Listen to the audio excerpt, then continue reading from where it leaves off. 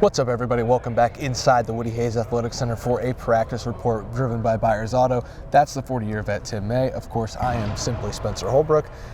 Let's talk about what we learned, Tim, from Ryan Day, the head coach of the Ohio State Buckeyes football program, Jim Knowles, the defensive coordinator of that program, and Tony Alford, the running back coach, and apparently a recruiting master, considering how many recruiting questions he fielded. But we're going to talk about what we learned, Tim. What did you learn from hearing from those three people in powerful positions at Ohio State? The Jackson Smith and Jigba, number one, is in play to possibly play this week.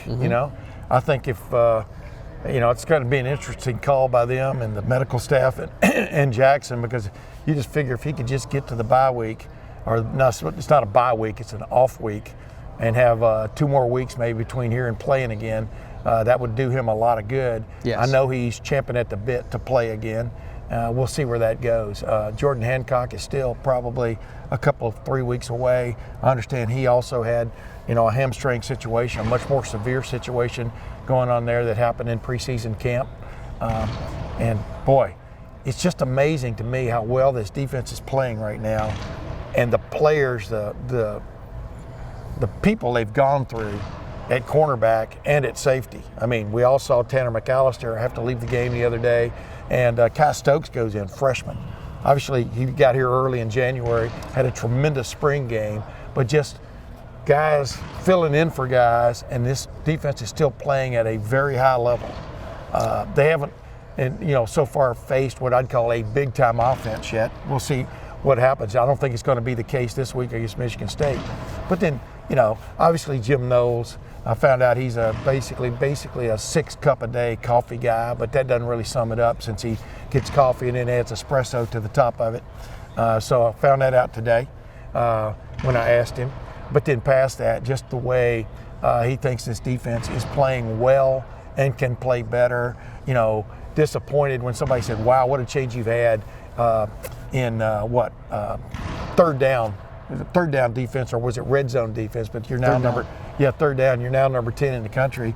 He aspires to be much better than that on third down, even though teams have had a tough time the last 3 weeks doing anything on third down. And then with Tony Alford, just talking about Mayan Williams again, getting probed about Mayan Williams. And, like you heard me ask that question about just these guys are, you've got to bring the violence when you're a running back, and just the way he described Mayan Williams and how he does bring it in that regard, but just how much respect he has for that young man. And also, as you well know, Mayan Williams was considered, we talked about this the other night, maybe the 3rd or 4th choice they had at that running back spot. Guys went elsewhere, and Tony Alford was catching a lot of heat by forums and stuff like that. Who cares? But he was catching a lot of heat. And lo and behold, he had faith in this young man, Mayan Williams, who was committed to Iowa State, who decided to flip and go to Ohio State. And I think people now see that Tony Alford does have an eye for talent, but you can't take everybody you're going after every year anyway. But think about this team without Mayan Williams right now. It's kind of hard to do. So that's a lot that you just. Well, you asked me to sum up the 3 guys, not one. Well, I was just hoping for you one. Stepped into that quicksand. I was hoping for one lesson learned. Tim just did the whole practice report. Let's get out of here. I thought you meant one lesson learned from each guy. Well, anyways, let's go back to the injury report, Tim. We talked about a little bit about different guys, Jackson Smith and Jigba, Jordan Hancock. I definitely keep an eye on Travion Henderson, who is dealing with a foot issue that's dating back to a few weeks now, according to some sources that we've talked to, both of us. I think he will be good to go. Everybody seems to think that was just a setback on Saturday, and that was a warm-up issue. He couldn't really get that thing going, so you wonder if that's going to be a lingering thing. But Ryan Day said he's hopeful, and I asked him straight up if he expects Travion to be back this week, and he said emphatically, without hesitation, yes. So if you want more information about that, it's at lettermenroad.com. We've got a story up about Travion already. The other one that's interesting to me, Tim, is Cameron Brown, who Ryan Day was asked about him and the prospect of him coming back, and that's a possibility this week. Now, if you talk about having Denzel Burke back after he missed 1 week, getting Cameron Brown back, getting Travion Henderson back, possibly getting Jackson Smith and Jigba back, and then Jordan Hancock at least making steps toward progress, with Michigan State looking not as formidable as we thought that this road That's trip would fair. be. And then the off week, the idle week, the bye week, whatever you want to call it, they're not playing that Saturday, the 15th. Yeah. You're looking at what could be a full strength and legitimate full strength Ohio State for that trip, for that incoming Iowa team that comes to the Horseshoe on October 22nd. This is a team that could dynamically and drastically change in the next 2 to 3 weeks based on availability. Jackson Smith and Jigba, Trevion Henderson, those guys in the secondary. Now we got to keep an eye on Tanner McAllister, see if he's going to be able to go. Tyleek Williams, another guy who left the field and was out of his shoulder pads at the end of the game there on Saturday. So the injury front, it looks like everything is starting to move in an upward trajectory for Ohio State, but you're always going to have those bangs and bruises as you get 5-6 weeks into the season. Those are just going to happen. Well, yeah, but you also don't know who's banged up this week, who wasn't banged up a week ago. I mean, as obviously Emeka Egbuka became a game time decision, a warm-up time decision. He played extremely well. He did not look 100% on Saturday. Well, he still played extremely well. I mean, that punt he didn't field correctly, Obviously, C.J. Stroud explained that didn't bother his passing game or throwing the ball, but it definitely affected that punt. And as Ryan Davis so rightly explained, the winds in Ohio Stadium where they're so capricious because it looks like it's coming due out of the north with the flag and stuff, but you'll get these whirlwinds down there. I remember doing a story about that a long time ago with one of the Ohio State punters about how you had to deal with you wanted to go over there and practice punting when it was a windy day just so you could see the little the air eddies that form and can create havoc with a ball that's coming down through the air. But the bottom line is Emeka Egbuka played well. Did he get a little more banged up or not? I guess we're not going to know until the end of the week and things like that. That's the nature of football. But you're exactly right. If they can get to this off week, this upcoming off week, and the reason I call it an off week is because you're off that week. You don't have to play. A bye means you get an easier trip into the next round, like in a tournament, a bracket tournament. You have a bye. As opposed to an off week, you just don't play. So with that said, I'm not cajoling you. I'm just saying people play with those two words like they're the same, and they're not.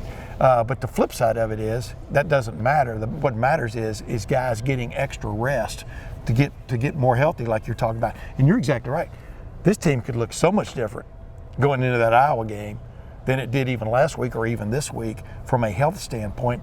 It could, for want of another word, look more formidable. Yeah, and it could look a little bit more scary to try to defend if you talk about Jackson Smith and Jigba being back on the field. That's always the storyline. I kind of feared walking into the building today because it would have been the third straight week. I would have written a quick Tuesday injury update on Jackson Smith and Jigba. Fortunately, I guess for my typing fingers, I didn't have to do that today. But it does sound like he's progressing. It's one of those issues where you get a good day, you have a bad day. You have a good day, you have an okay day. You have a really good day, you have an okay day. So it's just day by day, and day by day can be week to week when you talk about a hamstring issue, and I think that's what Jackson Smith and Jigba's dealing with. But that's enough on the injury front, Tim. We talked to Jim Knowles. He was really spirited today. It seemed like he'd already had those 6 cups of coffee with the espresso dumped on top of him. I only had 1 cup this morning. That reminds me of an old Woody Hayes story, which I'll tell one of these days on here. I only had 1 cup this morning, and I feel pretty good to go. So let's keep talking here.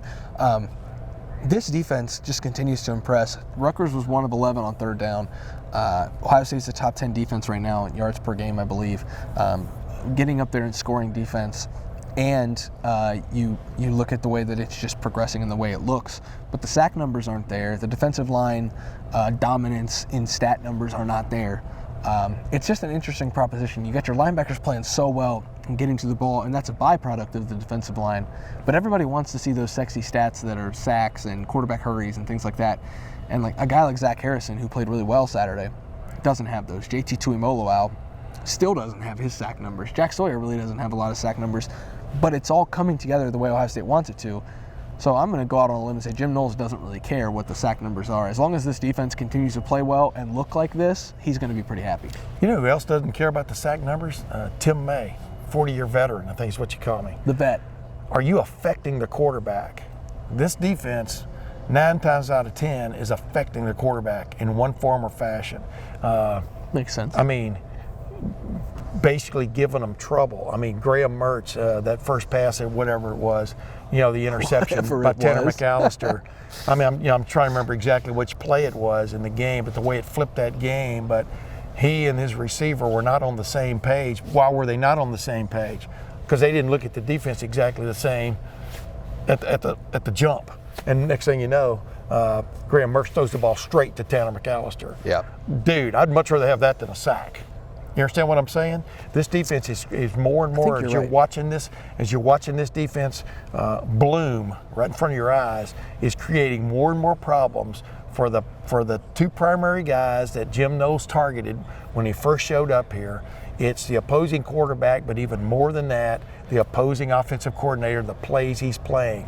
What teams you're going to see do more of, they're even more competent offensively than Rutgers. Let's face it, that was not a, wow, you just hope that's not their offense 3 years from now. Wisconsin too. Yeah, exactly. Oh yeah, Wisconsin just fired their coach, so that's not the offense they're going to be, they're aspiring to be. But the point is, you stranglehold them for the most part in those two games. Fourth quarter, Wisconsin scores 2 touchdowns, big whoopee. You got beat 52-21. Rutgers couldn't even muster 200 yards of offense against this team, and it's one touchdown was after a muffed punt, a short field. And Denzel Burke was 1-on-1. The guy, I don't know if I'd call that a 50-50 ball, because the guy really beat him to the ball. But the point is, like Jim Knowles was talking about, you got to get better and better at these 50-50 balls. You know why? Because frustrated offenses are going to start throwing even more of those, putting the ball sort of semi up for grabs and making, as we've talked about on this thing many times, where's the fewest guys? If you're 1-on-1 on a wide receiver, that's where the fewer defenders are. Hey, give that a shot, because this other stuff is not working. Tommy Eichenberg and Steele Chambers are playing as well as any linebacker tandem in the country right now. We touched on that. And just, I don't know.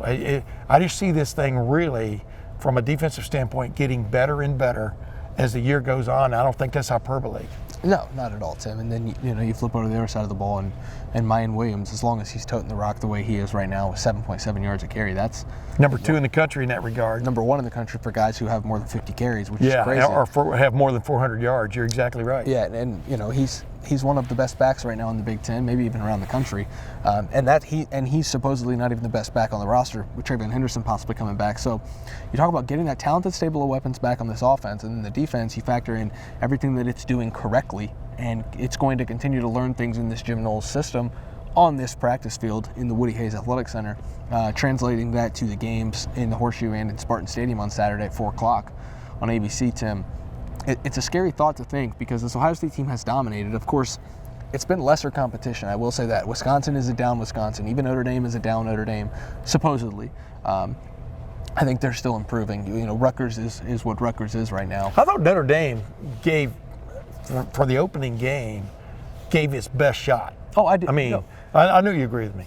And the other thing about that game is, people keep talking about how lopsided Ohio State's winning games right now. They've won every game by at least double figures.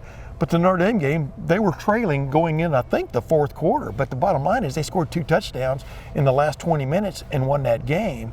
That was a great test out of the box for this offense, which loses their number one weapon in Jackson Smith and Jigba, but was able to compensate for it. Even like Ryan Day said, we've talked about this. Ryan Day said he had to hit reset, because he had so many things planned with Jackson Smith and Jigba going into that game. Probably, it's crazy. There's probably a whole chapter in his playbook or, on his tablet that's Jackson Smith and Jigba related. And now you had to figure out other guys to get involved in the mix, like Xavier Johnson playing in place of Jackson Smith and Jigba at points, catching the go-ahead touchdown pass. Like you're indicating right now, there is so much. This team can be so much better than it is now. It's kind of nuts. Yeah. And a lot of that has to do with guys who might come back into the fold. I mean, into the playing time. And then on top of that, other things are going to be sprinkled into this offense and defense. It's crazy. Ohio State's taking that show. I think we could call it a show, Yeah. especially that offense. Taking the show on the road Saturday at 4 o'clock, like I said, in Spartan Stadium up in East Lansing. Tim will be there. Spencer will be there. Matt Parker will be there taking some photos. Yeah. Like I said, we'll have full on the boots boots on the ground, easy for me to say, coverage of Ohio State, Michigan State at 4 o'clock in East Lansing on Saturday. This is simply the practice report driven by Byers Auto. That's Tim May, the 40-year vet. I'm Spencer Holbrook. Ohio State's about to start practice, Tim. We're getting kicked out of here. Good. Buckeyes will practice Tuesday. Wednesday, we'll have another practice report presented by Byers Auto. We'll see you back in here on Wednesday night for Ohio State media availability. See you there.